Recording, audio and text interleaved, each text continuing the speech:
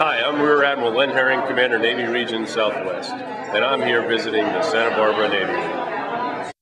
Admiral Herring, we'd like to thank you very much on behalf of the Santa Barbara Navy League and all of Santa Barbara for your visit here, but more important, for what you do and the leadership that you provide to the tens of thousands of sailors that are protecting our maritime nation. We'd very much like to hear from you if you have a first impression of having visited Santa Barbara here and anything that you'd like to share with the supporters of your Navy. Sure. This is a great place. I'm thrilled to be here. I'm absolutely awed by what I heard that this club does for our men and women in uniform. It's a true honor for me to serve, and I'm just taken back every time I get the opportunity to get with the Navy League folks and realize how much they really appreciate our men and women in uniform. I can't thank them enough. From the bottom of my heart, I do appreciate everything that you do. So thanks. Well, thank you. And after hearing your awe-inspiring talk with us this evening, I'd like to say to everyone, if you can't join the Navy, you can join the Navy League. Do it. That's it. Thanks. We today are at the crossroads of transitioning from the Navy of the 19th and 20th century to the Navy of the 21st century. And it is an exciting time to be in the Navy. If I had an opportunity today to start my career all over again, assuring, of course, the career progression, I'd do it in a nanosecond. In a nanosecond. Our Navy has embarked upon a transition I would venture to say is probably 10 times more exciting than what Teddy Roosevelt imagined when he said we were just going to go to a steam-powered ship with a steel hull. We are moving into a Navy of tomorrow in which ships will not look anything like you see today. And Ronald Reagan is the product of 1970s. Ronald Reagan took the better part of 26 years to go from concept to launching. Today, we're developing technology that allows us the opportunity to impart in our platforms the technologies of the 1990s and even further. And not 20 years from now, but today. The transformational aspect of our Navy is moving so fast that for the first time in our history, from concept to launch, we're looking at 6 years. The Littoral Combat Ship of tomorrow is already being built. And it was just a developmental design and concept just 3 years ago. Unheard of in the way the world builds its Navy. Unheard of in the way that we, the United States, have formulated the requirements for the development of our force in the strategic alignment for capabilities of the future.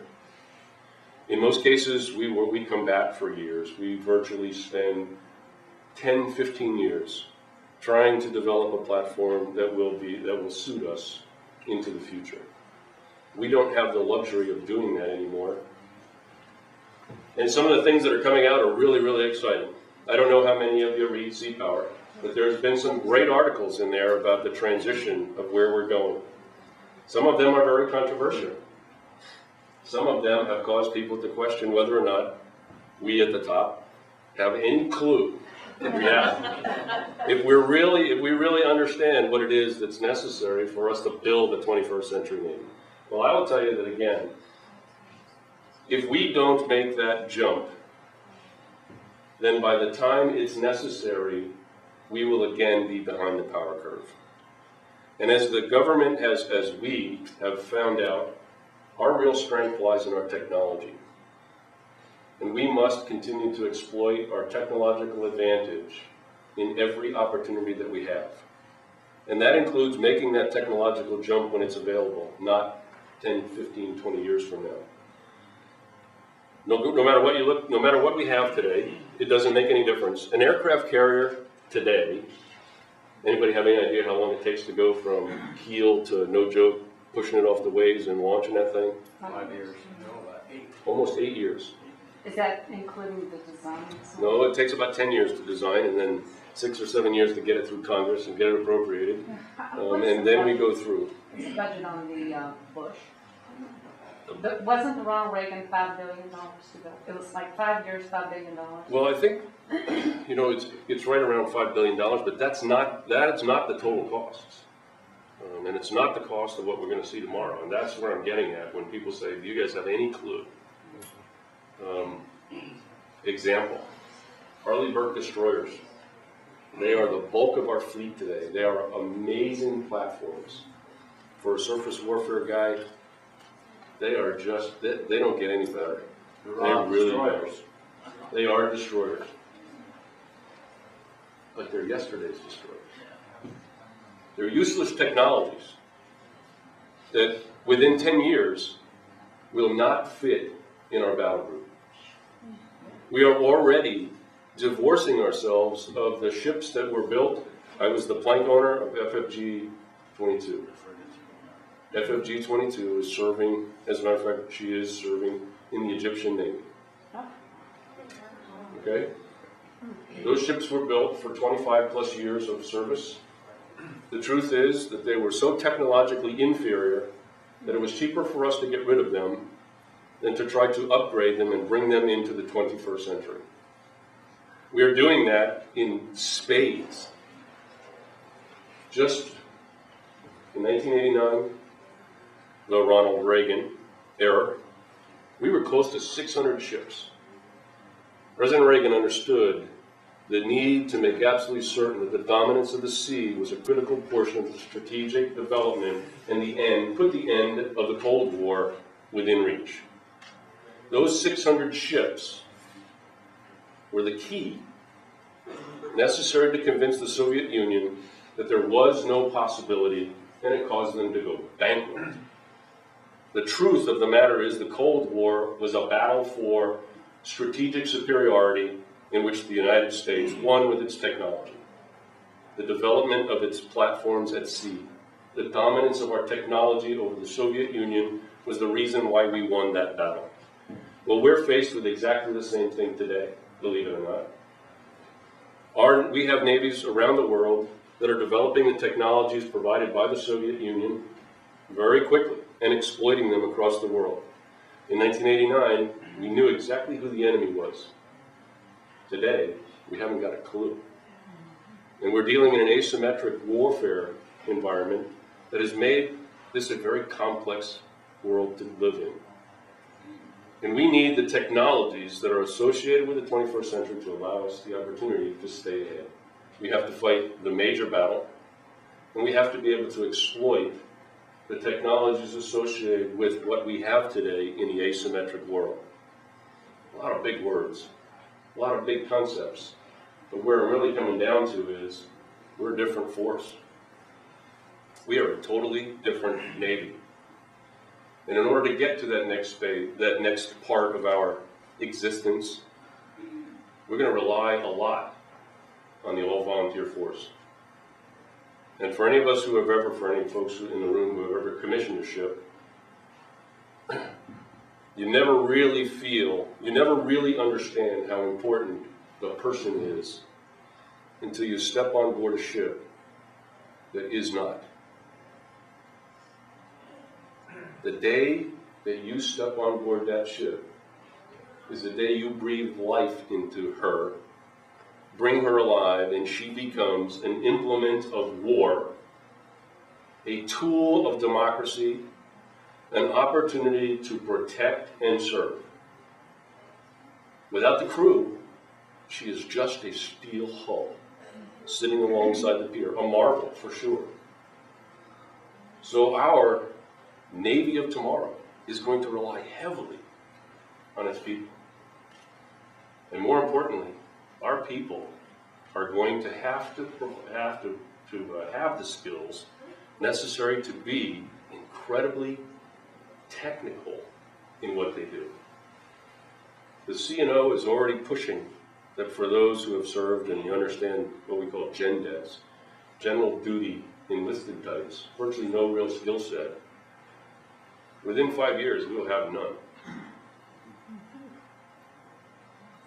The CNO's intention is, if you can't pass, if you can't get through a sea school, basically the technologically the first stage of technical development and the skill set requirement, then you're not suited for our Navy. Because the requirement to be able to maintain a small populated ship, and here's where the real technology comes in. A destroyer of today, a DDG-51, an Arleigh Burke class destroyer, has roughly 250 people on board. She's about 500 feet, a little over 500 feet long. She's about 23,000 tons. Pretty amazing ship. DDX, our destroyer of the 21st century, will be 715 feet long. She will be crewed by no more than 140 people. But she will have 9 times the capability of today's cruiser. Not a DDG, a cruiser. She will provide us the opportunity to interrelate between other platforms of similar type, with most of that capacity actually being distant. We will fight in a virtual environment with a capacity like we have never experienced before. And that technology is right, it's already there. Sometimes it's so exciting you can't even hold yourself. If you have any of the opportunities to work into the black world, you come back to your unit and you say, God, I just got to tell you about this really neat stuff. But I can't. If I tell you that, I'm going to have to shoot you. And then I won't, well, at least I'll get it off my chest. I've been able to tell somebody. But there's some amazing technologies that if you watch the news today, you can see some of it unfolding. How many of you remember the picture that was on 60 Minutes?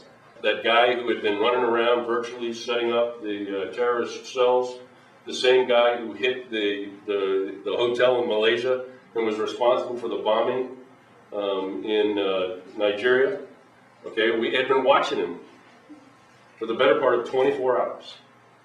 So we knew exactly where he was the whole time. But here's the really neat part. We waited till all of his compadres got in the same car. And then he got away from everybody in the desert from one place to another so that nobody else, there was virtually no collateral damage. There was no way for him to go, no place for him to go. Let me tell you, I've been in the middle of the desert, and they had a whole lot of topography. Targeting is pretty easy. So about 15, 20 minutes after we let this guy zip out, do his business, we let him have it. With a Hellfire missile launched from a UAV that had been following this thing for the better part of a day and a half. Okay, here's the real, that's not cool, because that's the simple stuff. Here's the real cool part. That remotely piloted vehicle was being flown by an airman in Colorado Springs. Okay? That's American technology at work. That's American technology at work. We are at the forefront of providing opportunities where we no longer have explosives on board our ships. Imagine this, no explosives on board ship. We use the kinetic power of literally a bullet, the kinetic power of a bullet, to create football field size holes in the ground with no explosion. Completely minimizing the collateral damage that today we so articulately chart before we engage the enemy. This country has gotten itself into such a situation that we are more concerned as warfighters in the collateral damage than we are at the first impact and requirements for the mission accomplishment. But we can do that because we have the technology to be able to do that specifically. Our aim is not to kill, but to disable, detract, and deter. Our real job is never to have to fire one at all. That should be our real job. Every warrior should feel great if they spend an entire career and never fire a shot in anger. That's really what our job is. It's deterrence. But the technology that's coming out there is just phenomenal. And here is where the Navy League comes in. when the naysayers start talking, you need to be smart enough on what it really means for us as a nation. Because a DDG 51, brand new, was $615 million. Did you woo-hoo? DDX, if you've heard in the paper, will be roughly $3 billion a copy. What's the 700? $3 billion a copy. And how many are we going to We'd like 50. have? But it's a century-long opportunity. And in the same fashion, people are fixated on the number. It's not the number. Far too many people are looking at the number. What we want is the capability. We want the capability to be able to conduct that type of operation with the technology that will be available with that platform. And here's the other part. We owe it to the young men and women who will serve to provide them that technology when this nation so directs. Because my son is serving in uniform as well. And I expect this country to provide him the opportunity to execute his job, and if necessary, never to go in harm's way. That's what it's all about. And these folks that we're bringing in, they're amazing. They are amazing kids. I am 30 years in service. I am of the time when the draft was just about wrapping up. As a matter of fact, I'm in uniform because of the draft.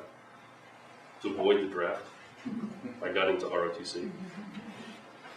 But the real piece is that I came in the Navy when we had race riots.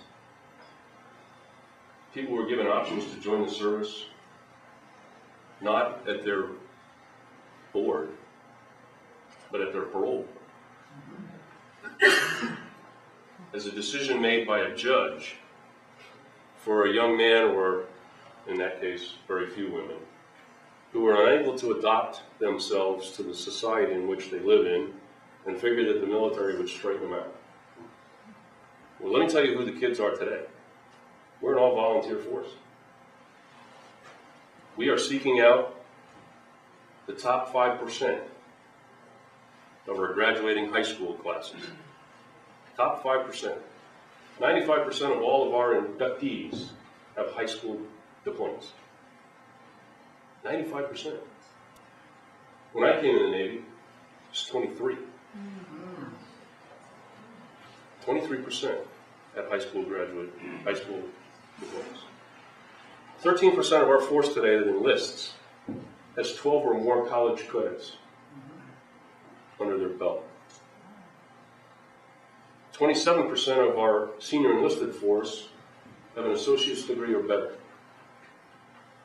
The requirement to become an E8 in 2011 will mean that that individual has an associate's degree. And they will have an associate's degree in the technical field in which they serve. Our force is totally different. We're paying better. We appreciate them differently. We're spending a heck of a lot more time making absolutely certain that our all-volunteer force truly respects who they are and what they do. And organizations such as yours help to make that possible. They need to know they're appreciated. This past week, I had an opportunity to engage, if you will, one of our reporters, local reporters in San Diego. And in an editorial that he wrote, he referred to the military as foe. General Mike Leonard, who is my equivalent in the Marine Corps, was virtually taken aghast. I mean, he just couldn't believe that this individual referred to the military as foe. And here's the real hard part of the story. Mike Leonard had just come back from a visit that he had made to Balboa. You see, we in San Diego are the recipients of many of the casualties that are coming back from Afghanistan and Iraq. And this young Marine corporal was reading the newspaper. This young Marine corporal had lost his right leg. And he said to the general, "Sir, I don't understand this term. I thought foe was somebody that you sought out and in wartime eliminated. Is this truly the way Americans feel about us? Is this really who we are?" And to the general's chagrin, he said, "Holy smokes, my Marines can read." But it's organizations like Navy League who get the opportunity to go out there and tell those young kids they're appreciated. And don't be afraid to stand up in front of those other folks and tell them that it's unpatriotic to bring them down. It's an all-volunteer force. Nobody forced them there. They're great kids. They're incredibly talented. They're smart. They are a generation more like the great generation than our generation. They want to be part of something really strong. They're really committed to themselves and to organization. They understand service above self probably better than anybody has in the last 50 years. And more importantly, they want to be respected for what they do and for what their sacrifices mean. So it's important that we as a nation don't forget that. Because from here on out, we made a decision. We're going to have an all-volunteer force. We've served in joint staffs where I get to know Joe, work with Air Force, Army, Marines, the likes. But we get to go to different places of the world. We break up into 4 different groups, and everybody goes to a different section of the world. Well, my group got the great privilege to go to Russia. And during that little 3-day visit to Russia, we had an opportunity to meet with the equivalent of what is our vice chairman of the military forces. The chairman of the Joint Chiefs of Staff has another 4-star, and he met with us, 13 Navy flag officers, or 13 U.S. flag officers, and about 23 Russian flag officers. It was obvious to us that we were sitting across the table from a defeated enemy. And he knew it. We had all been on the other side. As a matter of fact, many of us probably operated with one another in times of tension. Many of us stared at each other from bridge wing to bridge wing, or through foxholes and out to tank turrets and watching the Fulda Gap and all those other places. The chairman gave us a 30-minute prepared, no joke, translated speech. He read and translated 30 pages. It was agonizing. It was awful. But when he got finished, he stood up and in perfect California English decided to give us a one-over. When he got finished, he said, "We know exactly who you are and what you are. And don't think that we don't." And then he said, "You are the envy of the world."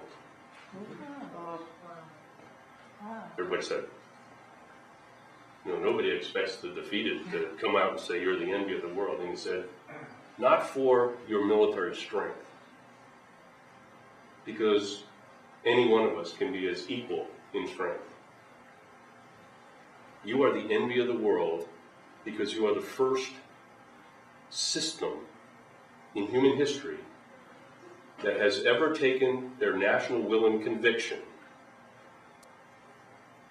and set it loose with an all-volunteer force and made it a success." That's the difference between a successful democracy and an all-volunteer force, and what it means to the rest of the world as we continue to do what we do in places like Iraq and Afghanistan and other places around the world. Tsunami relief. What an incredible opportunity for us. But here's the real importance of our tsunami relief. If you watch the tsunami relief at all, you will notice that some of the major countries in that region, even 50 days after the event, had no support to their backyard. But the United States had already moved at 50 days 2 times more tonnage into that local area than had been lifted in the entire time of the Berlin airlift. Because of some rulings by the Congress, the military had been prevented for the last decade for operating in that area of the world, military to military. So for many people, and oh, by the way, the Middle East is the least populated Muslim region of the world. Does everybody know that? The least populated. The most populated Muslim area of the world is Indochina. There are more Muslims, more radical Muslims in Indochina than there are in the entire Middle East. And many of them have been taught by the folks that are the Al-Qaeda. They are a hotbed of terrorist activity. But for the first time in almost 15 years, we were able, through the tsunami relief effort, to show those individuals that Americans are not what the Al-Qaeda said we were. We showed up with our military might and provided food, water, clothing. We never occupied 1 inch of their land. We did everything from the sea. And we transitioned that force to the USS Mercy for hospital relief and care until they no longer need it. That's what it's all about. That's the Navy that we have today, and they're pretty incredible kids. So again, I thank you for the opportunity. I really do thank you for all the support. You've obviously got a great program, and I welcome and look forward to working with you for the next couple of years while I'm Regional Commander. Hi, I'm Rear Admiral Len Herring, Commander, Navy Region Southwest, and I'm here visiting the Santa Barbara Navy.